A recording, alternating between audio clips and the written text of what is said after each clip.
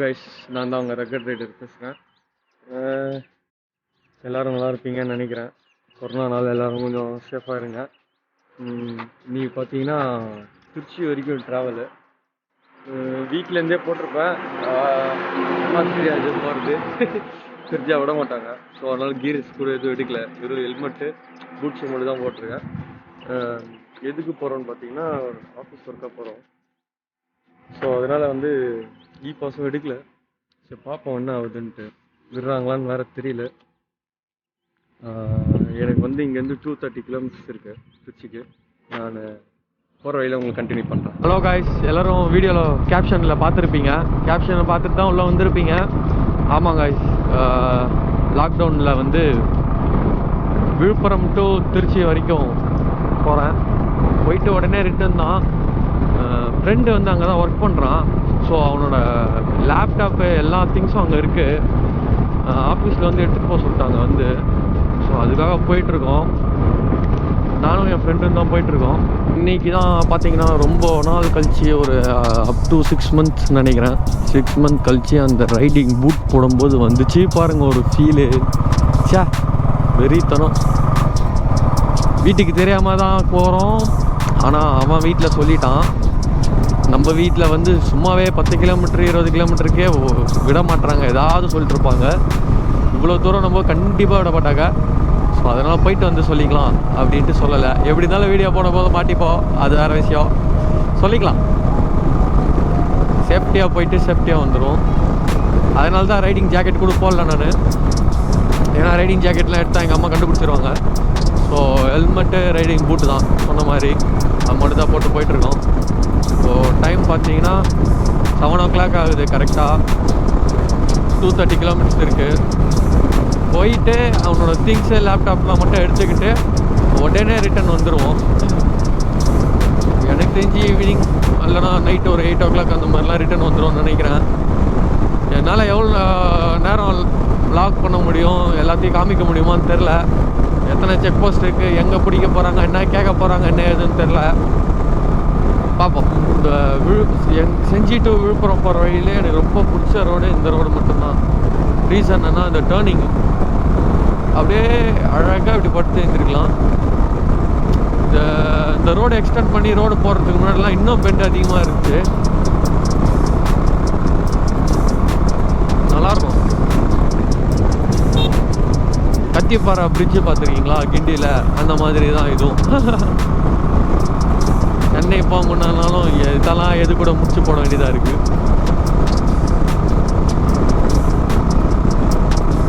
எங்களுக்கு வந்து விழுப்புரம் வந்து செஞ்சிலேருந்து விழுப்புரம் ஒரு 35 to 40 வரும். அது வந்து 20 minutesல போயிடும். 20 to 30 minutesல போயிடும். அங்கேருந்து பைபாஸ், ஃபுல்லாக பைபாஸ் தான். உளுந்தூர்பேட்டை, வேப்பூர், பெரம்பலூர், திருச்சி. ஸோ எப்படி இருக்க போகுதுன்னு தெரியல. லாஸ்ட் வீக் வந்து சீர்காழி போயிருந்தோம், ஸ்ரீமுஷ்ணம் போயிருந்தோம். ஸோ அப்போ வந்து வேப்பூர் வழியாக தான் போனோம். இந்த ஒரே ஒரு செக் போஸ்ட் தான் இருந்துச்சு. ஸோ இப்போ வந்து எப்படி இருக்க போகுதுன்னு தெரில. செக்கிங் எதுவும் இல்லை. அப்போல்லாம் வந்து பாஸ் தான் இருந்தது. ஆனால் இப்போது பாஸு அப்ளை பண்ணோம், ரிஜெக்ட் ஆகிடுச்சு. 2-3 times பண்ணியும் ரிஜெக்ட் ஆகிடுச்சு. அதுவும் இல்லாமல் ரொம்ப மோசமாக பண்ணியிருக்காங்க மக்களே. ஃபுல்லாக பார்த்தீங்கன்னா ஐடி ப்ரூஃப் வந்து நம்மளது அப்லோட் பண்ணணுன்னு போட்டிருக்கு. வெறும் 500 KBக்குள்ளே அப்லோட் பண்ணணுன்னா அது எப்படி அப்லோட் பண்ண முடியும்? இப்போலாம் சாதா ஆண்ட்ராய்ட் ஃபோன்லேயே ஃபோட்டோ எடுத்தால் 1.5 MBக்கு மேலே தான் எல்லார் ஃபோட்டோவுமே எடுக்கும். அதை எப்படி கம்ப்ரஸ் பண்ணி எப்படி மாற்றுறது சொல்லுங்கள்? தெரிஞ்சவங்க அதை பற்றி இது பண்ணுறவங்க தான் பண்ணிடுவாங்க. தெரியாதவங்க எப்படி பண்ணுவாங்க? அதை கொஞ்சம் ஈஸியாக கொடுத்துருக்கலாம். இதில் கூட கஞ்சத்தனம் பண்ணி வச்சுருக்காங்க. கவர்மெண்ட்டுக்கிட்ட ஒரு வெப்சைட் ரெடி பண்ணுறது கூட யூசர் ஃப்ரெண்ட்லியாக பண்ண முடியலன்னா அப்புறம் எதுக்கு அந்த கவர்மெண்ட்டு? ஸோ குளிருது மக்களே. இது வந்து ஒரு மெயின் ஜங்ஷன் ஒன்று. இப்படி போனீங்கன்னா உங்களுக்கு வந்து திருவண்ணாமலை, இன்னும் 5 kilometers வந்து விழுப்புரம் வந்துடும். ஸோ விழுப்புரம் வந்ததுக்கப்புறம் பைபாஸ் தான் வந்து ஜாயிண்ட் ஆகும். அப்படியே ஒரு ரைட் எடுத்துகிட்டு 180 kilometers ஸ்ட்ரைட்டாக திருச்சி தான். எங்கேயும் நிறுத்துகிற மாதிரி பிளான் இல்லை. ஒரே ஒரு இடத்துல மட்டும் டீ பிரேக்கு பிளான் இருக்குது. உளுந்தூர்பேட்டையில் டீ பிரேக் எடுப்போம்னு நினைக்கிறேன்.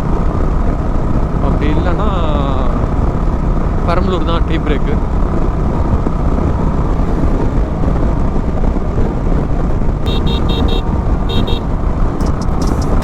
எந்த லாரிக்காரனும் பைக்காரனும் மதிக்கவே மாட்டாங்க.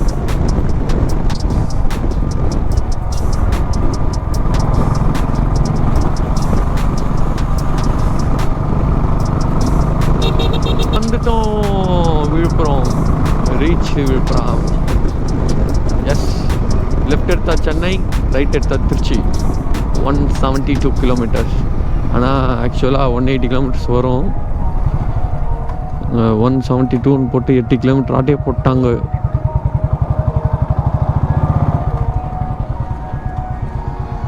ஆமாம், இங்கே வந்து ஃப்ளைஓவர் கட்டிகிட்ருக்காங்க. ஐ மீன் பாலம் கட்டுறாங்க. ஆக்சிடெண்ட் அதிகமாக ஆகுது இங்கே ஆக்சுவலாக. லாக்டவுன்னு சொன்னாங்களேடா, இவ்வளோ வண்டி போகுது. அங்கே பாருங்க, தலைவர் டெல்லியிலேருந்து வர்றாரு. நம்ம தமிழ்நாட்டுக்குள்ளேருந்து தமிழ்நாட்டுக்கு போகிறதுக்கு பயப்படுறோம்.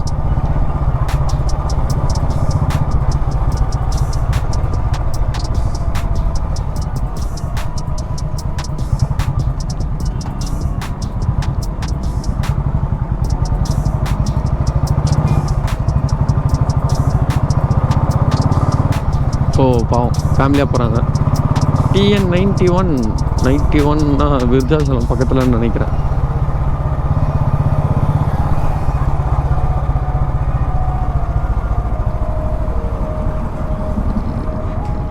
ஆக்சுவலாக நிறைய பேர் வந்து பைக்குக்கு பாஸ் தேவையில்லைன்னு சொல்கிறாங்க. நிறைய பேர் அப்ளை பண்ணிட்டா பிரச்சனை இல்லைன்னு சொல்கிறாங்க. அப்ளை பண்ணாலும் ஒரு பர்சனுக்கு தான் தருவாங்களாமே. ஸோ நாங்கள் 2 பர்சனில் போனோம். அதுவும் இல்லாமல் இவங்க ஃப்ரெண்டோட அவங்க அம்மா வந்து தனியாக அனுப்ப மாட்டேன்ட்டாங்க அவனை. ஸோ ரிஸ்க் எடுத்து தான் போகிறோம். லக்கு எப்படி இருக்குன்னு பார்ப்போம். போயிடுவோம் மேக்ஸிமம். ஆனால் அங்கேருந்து ரிட்டன் வரும்போது தான் எதாவது கேட்பாங்களோன்ட்டு இருக்குது. தெரியல, பார்ப்போம். எவ்வளவோ பார்த்தாச்சு, இதை பார்க்க மாட்டோமா? சொல்கிறதுக்கு ஈஸியாக தான் இருக்குது, மாட்டினா தானே தெரியும். ஹோலி ஷிட், ஏதோ ஆக்சிடென்ட்னு நினைக்கிறேன்.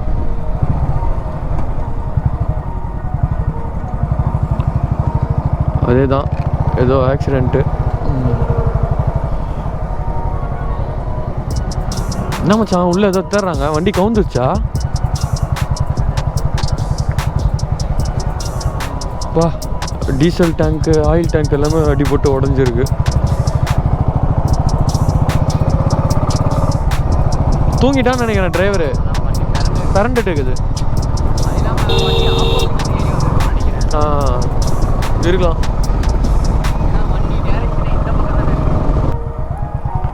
ஃபஸ்ட்டு டோல்கேட் வந்தாச்சு.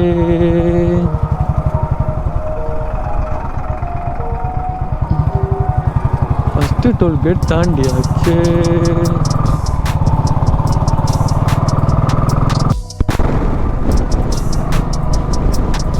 சென்டரில் பூந்து போயிடலாமா வேணாமா? இந்த ட்ரக்கை வேறு ஏற்கனவே அழைச்சி ஓட்டின்னு இருக்கான். எதுக்கு ரிஸ்க் எடுக்கணும்? டிரைவர் தூங்குறான். செகண்ட் டோல்கேட்டே வந்தாச்சு. இன்னும் நாங்கள் வண்டியை நிறுத்தலை. அதுவும் இல்லாமல் வண்டி வந்து ஒரு சின்ன சம்பவம் ஒன்று பண்ணிடுச்சு. நேற்று நைட்டு தான் 800க்கு ஃபியூல் போட்டேன். பார்த்தா ஒரு 200 கிலோமீட்டர் கூட இல்லை, 160-150 கிலோமீட்டருக்கு ரிசர்வ் விழுந்துருச்சு. ஏன் என்ன ஏதுன்னு தெரியல. கன்ஃபார்ம் இந்த டோல்கேட்டில் வந்து ஸ்டாப் கன்ஃபார்ம் பண்ணுறோம். கன்ஃபார்மாக நிறுத்தணும். என்னாச்சே தெரில, ஒரு மாதிரி டக்குன்னு டிஸ்டர்ப் ஆயிடுச்சு மைண்டு. ஸோ ஒரு 15 மினிட்ஸ் கழிச்சு தான் போகணும்.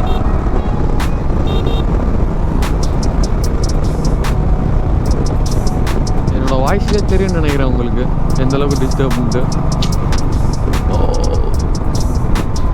செகண்ட் டோல்கேட் வந்தாச்சு. இவங்க எதுக்கு ஆப்போசிட்டில் வராங்கன்னு தெரியல.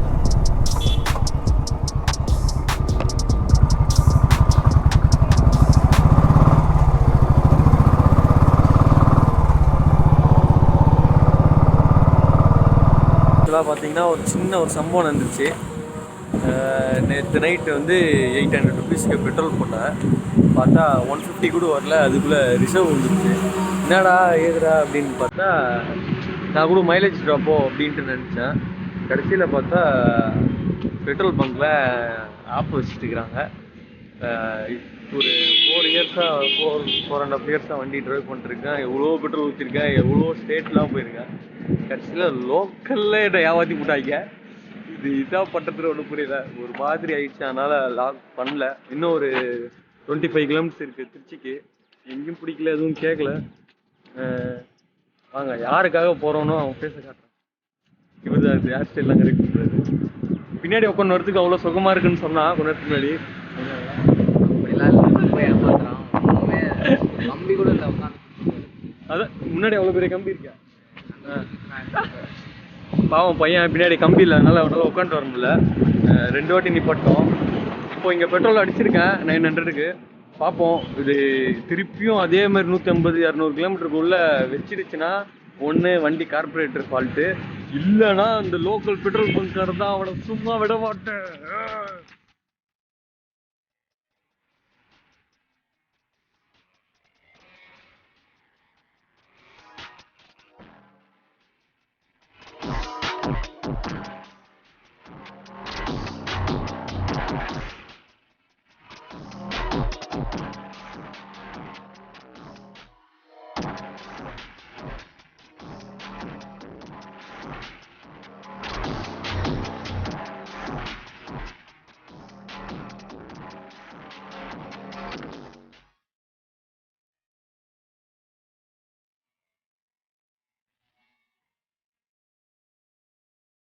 ரீச் ஆகிட்டோம் அவரோட ஆஃபீஸுக்கு. உள்ளே போயிருக்காப்புல தம்பி. எங்கேயும் எதுவும் பிடிக்கல, செக் போஸ்ட்டும் இல்லை. ஆனால் வெயில் ரொம்ப ஜாஸ்தியாக இருக்குது. ஸோ போகும்போது தான் நமக்கு தெரியும், கால்குலேட் பண்ணணும் பெட்ரோல் எப்படி இருக்குது என்ன ஏதுன்ட்டு. ஒன்று பங்காரை ஏமாத்திருக்கணும், இல்லை நம்ம வண்டியில் கார்பரேட்டர் ப்ராப்ளம் இதுன்னு தெரிஞ்சுக்கணும் ஃபஸ்ட்டு. பங்காரை ஏமாற்றிட்டு ஒன்றுமே பண்ண முடியாது. It's okay. இதோட வீடியோவை எண்ட் பண்ணிக்கிறேன். வீடியோ உங்களுக்கு இதில் ஏதாவது ஒரு விஷயம் உங்களுக்கு பிடிச்சிருந்துச்சுன்னா லைக் பண்ணுங்கள், ஷேர் பண்ணுங்கள், சப்ஸ்கிரைப் பண்ணுங்கள். புதுசாக சேனலை பார்க்குறீங்கன்னா தயவு செஞ்சு நம்ம சேனலை சப்ஸ்கிரைப் பண்ணிக்கோங்க. ஏற்கனவே சப்ஸ்கிரைப் பண்ணுங்க, லைக் அண்ட் ஷேர் பண்ணுங்கள். இதே மாதிரி வீடியோஸ் அடுத்தடுத்து வந்துட்டுருக்கோம். இது வந்து பார்ட் 1 தான்.